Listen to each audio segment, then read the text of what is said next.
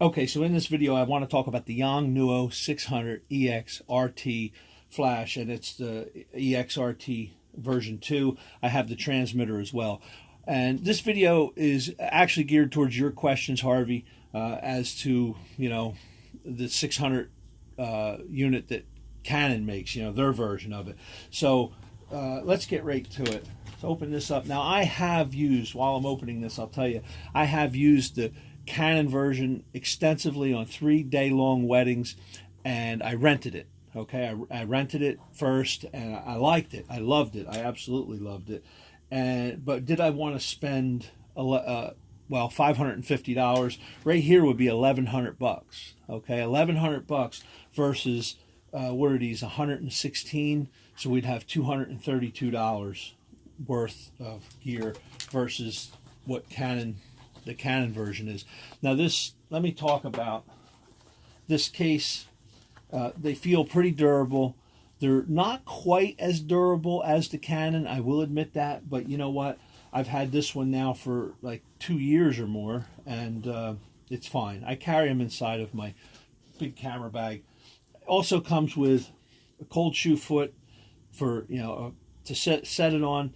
Has a 1/4-20, and quite honestly, most times when I have the flash off of camera, I will put it on a light stand. I mount this on a light stand. So anyway, this is the older version, which I actually believe now is discontinued. This is the 600, just the regular RT, and as you can see, this label is a little different. We switch them over. We look, this is the RT2. I hope the camera can get this. And don't worry about this. This is just, I had a sticker on this. Sometimes when I'm out on location, I'll put my name and phone number or something like that on there. Or if I'm working with other photographers and I don't want to mix up my gear. So this is also, and you probably wouldn't be interested in this because this is just the transmitter that would sit on your camera if you're using off-camera flash. And that really was the reason I decided to buy these units, is because you were able to use them off camera, but in a radio controlled way. Okay, the old system with the infrared, I mean, that was crap. That literally was crap. You couldn't use it outside. You could only use it indoors. But when Canon came out with the radio controlled version, I was like, you didn't have to have pocket wizards and all kinds of other gadgets. All you needed was the flash and this, and that was amazing. And after a while, they should start building this into the actual DSLR cameras so that you don't even need this on top of your camera. Anyway, with that said, I don't have the Canon units here, but now keep in mind, I used those Canon units on weddings for 3 separate days. Okay, so all day long. So I knew them inside and out, and I can tell you right now, this weighs, and the sturdiness of it, it feels exactly like the Canon unit. There's no difference. I mean, I want the best gear that I can buy for my money.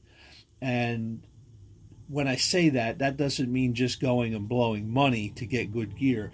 I want the best bang for my buck. And I'll tell you what, if you had the Canon versions of this, just these 2 flashes would be $1,100, okay, or more. And then this is what, I don't even know, like another $300. But right here we got 132. I mean, it's a no-brainer.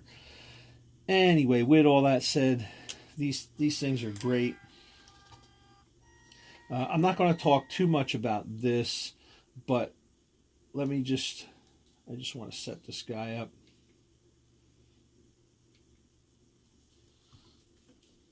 But for on-camera flash, and I'll see if you can get and let's use the new one, because the newer one is the one that everybody's using these days. Let me get it to where it won't. And what you basically want to look for when you're setting it up is your icon up here in the corner. And this one has a brighter menu. So you click this and you see that little lightning bolt. The lightning bolt, and it says it's a slave, is set up if you're using the infrared system. Okay, and this blinking right now, they blink all the time to let you know that they're in standby mode and that kind of stuff. Let's see. Okay, so we're on a slave there. And now we went over to ETTL. And this is ETTL. This is how you would have it set up if you just wanted this mounted on your camera and you weren't using this. That's all you want is your ETTL. And then we can go over and we can go to now radio. We're radio and we're on master. So this would be radio and this would be as if this was on the camera. Now we're at slave, and that's where I want it set for off camera. So I have that set to slave.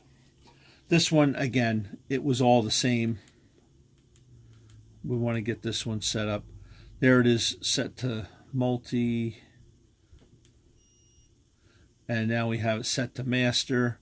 Now, let me just talk a little bit about, again, it might not be what you would be into, but just in case you are, by having one of these set up as a master, I can have it on the camera, okay?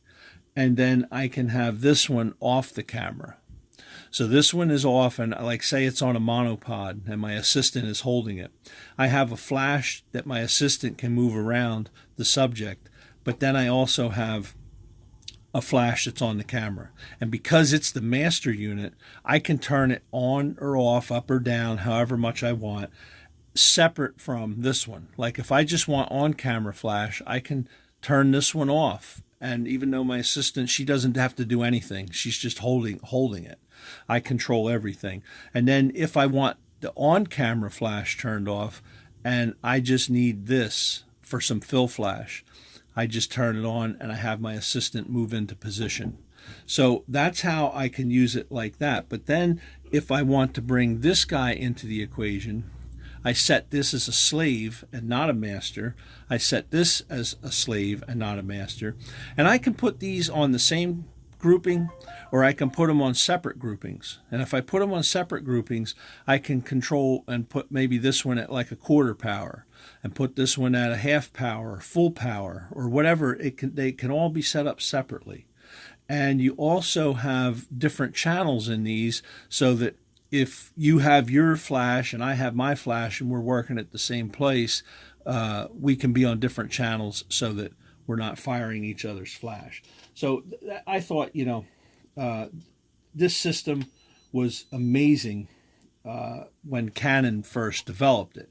Now I say Canon because they're the one that come out with it, but Yongnuo is the Chinese knockoff. And here again, just to talk about that part of it, there are people, as we know, that are either Canon or Nikon people, and then there are people that like the Canon people that just breathe Canon. They wear Canon socks and Canon underwear, and everything they own has to be Canon. And if you're going to do that, that's fine. You're going to get good quality stuff, but you are going to pay for it. You're going to pay through the nose for it, especially when it comes to stuff like this. So, I mean, here again, I will tell you, I have dropped this unit, A. This is my first one. I have dropped it once on a carpeted floor and once on like a tile floor in a gym. I was doing a job and I was trying to get it off the camera and back on the camera, and it fell. And it works fine. But you know what? Even if I would have broke it that day, I would have broken what, $100 and some bucks versus $550. So again, for me, it was a no-brainer. The quality of light is light. And yeah, it can be sometimes with cheap lights, the white balance is off a little bit or something like that. I haven't had any issues like that with these units. I use color checkers. I don't have a color checker handy, but I use color checkers and I use gray cards and all that kind of stuff and to calibrate my light.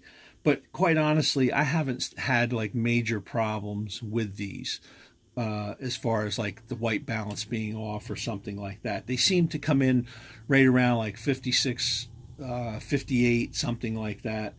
And now, if you go through the power range, sometimes it can change a little bit. But anyway, all in all said, I just wanted to tell you about these lights and just show you. And I'm not saying, that you have to buy these. Go buy the Canons if you want. If you want to spend, the $550, go ahead and spend it. But I'll tell you what, I am just as pleased with these lights as anything. And I'll tell you right now that as far as the power of these lights, I had the 430 as well. I had the 430 EX2, like the original 2, and then they went to the 3 or something. Anyway, my 430, I loved it. I fired it thousands of times. I dropped it. I broke it. I took it to Canon Pro Services for $89. I had it rebuilt. It was brand new. But then these came along, and I think I've only used that 430. I still have it. I've used it a few times. I keep it as a backup flash. I keep it as a flash if I want to put a flash on like a small camera. That's what I use my 430 for. I've even put the 430 on this little thing, this G15 or the M3. But anyway, going back to these things, the power of these, if I have 3 of these, they would equal almost just underneath of one studio light. Okay, so I will buy another one of these soon. I have a bracket where I can mount 3 of these, and 3 of these will equal almost one studio light, which is amazing, because then I can take my studio lights on location, but I have to take large battery packs and everything like that. If I just needed to do a quick shoot on location, but I wanted to have a studio light, I bring 3 of these guys.